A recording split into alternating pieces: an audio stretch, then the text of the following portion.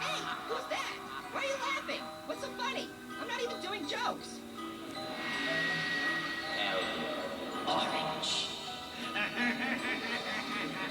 Teddy Juicer! It's juicy time.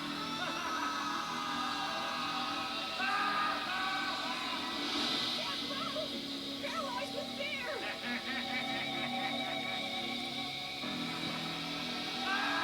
Teddy Juicer! No! Don't juice me! I don't want extra pulp! Help! Dude, wake up. Oh, whoa! You were having a nightmare. Wow, I was! Thanks for saving me, Parrot! We're best friends! No, we're not. No? Then why were you watching me sleep? What?